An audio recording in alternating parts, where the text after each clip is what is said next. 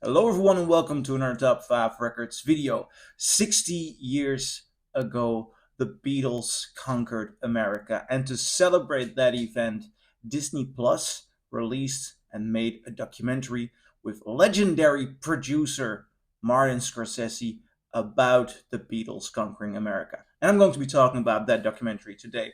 And first of all, pardon me for looking a bit tired. I'm just at the end of a very busy shoot. I'm also not in my own room with my vinyl. I'm in a hotel room, but I just did not want to wait with sharing my views on this documentary because it is a very exciting moment when Disney releases something this big.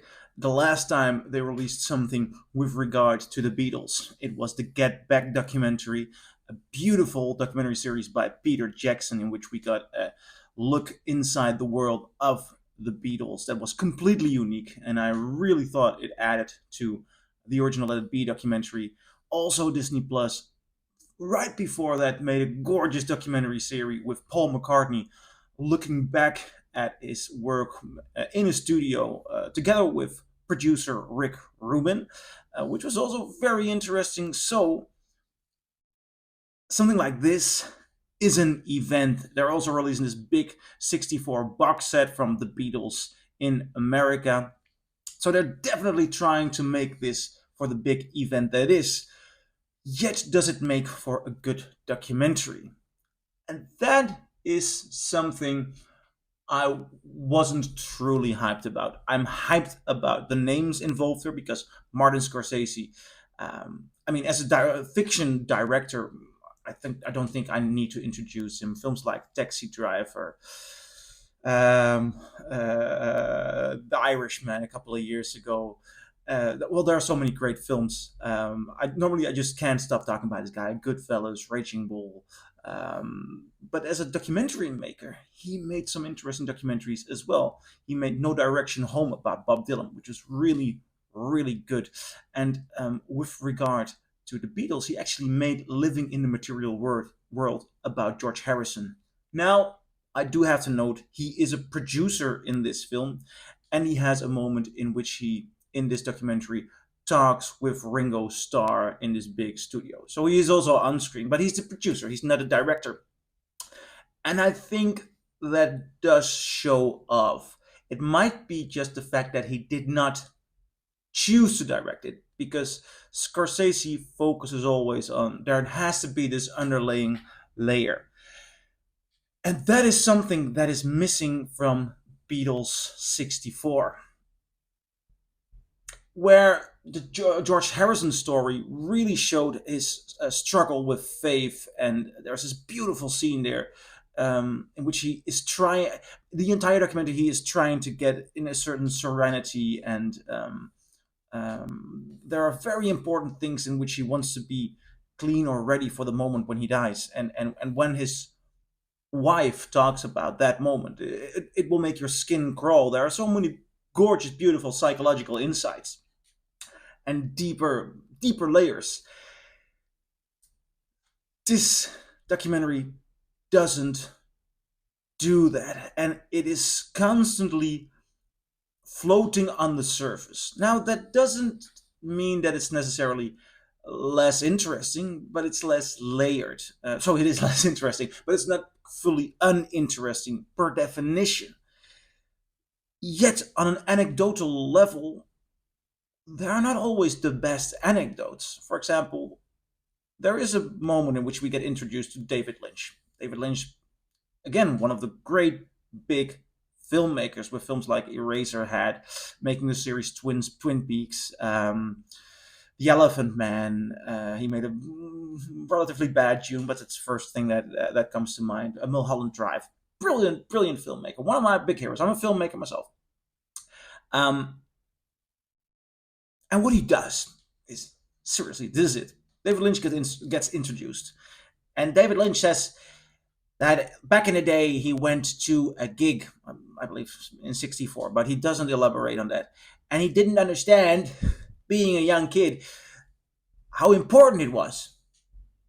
And he says it was a very big audience and there were a lot of people. And then he just says this general thing about how music can touch us and how music is important to us, like water and fire. And it's completely surface.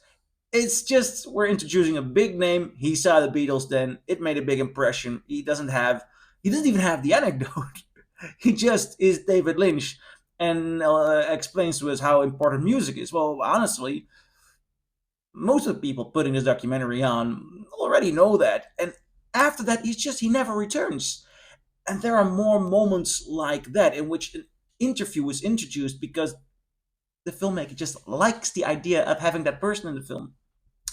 And honestly, okay, this documentary would not do well without Paul McCartney being in there.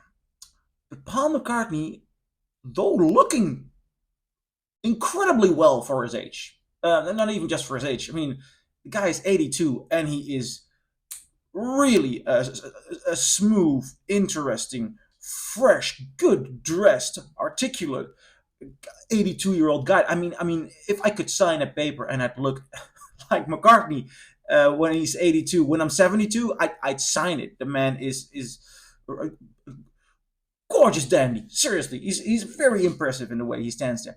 But and this is something McCartney does more often. He gives these. Um, Sometimes I have the idea that he gives an answer to an interviewer that's not out of his first own perspective, but the perspective journalists have put on there, looking at it historically in a manner that suits him best. He sometimes just gives answers that do not have nothing to do with how an early 20-year-old would look at it or how he as a private person would look at it. Sometimes he seems to be his own historian in a certain way. And in that way, he doesn't really add on a content level to this documentary. For example, at a certain moment, there he says that, well, I think that I think that um, America was in mourning. It was really close after the death of John F. Kennedy, and I think we helped with the grieving. The Beatles helped with grieving. I mean, and that is something that journalists have said, and as a matter of fact, in the documentary, is being said later on by a journalist, by somebody who analyzes it. This is not the perspective of a 22-year-old who travels to America. And the funny thing is, in this documentary, when you can observe the 22-year-old Paul McCartney, he does seem to be more of an observer, even at that age. Um, but he does engage as well. And you can see him being slightly drunk. And in that way, the original footage, and I'm going to be talking about the archival footage later on in this video, adds so much more to the vision of this tour. Um, then McCartney now, he shows some of the pictures that he has made because he had an exhibition with the pictures he made of the days. And then you see a picture of George Harrison at a pool getting a drink by a girl in a bikini. Very plain picture. And then McCartney just stands next to it and is like, yeah, you can see he's living the dream, eh? And with a girl in a yellow bikini, and just explain the obvious. He's not adding to the story, honestly, and that's something I find hard. And this documentary, at moments, does try to go into depth. The most interesting thing for me is how they look at the response of the audience, how they look at the response of the young girls, and also it touches on the idea that the Beatles were somewhat like a white Isley Brothers, and that they had roots, artists like Little Richard, and that they were just a whiter version of that, so they could be sold to white audiences. Well, that's something we've heard already very often. So the information they add on that point is not that interesting. But what the original film crew did, and that's really credit to the Maysles Brothers.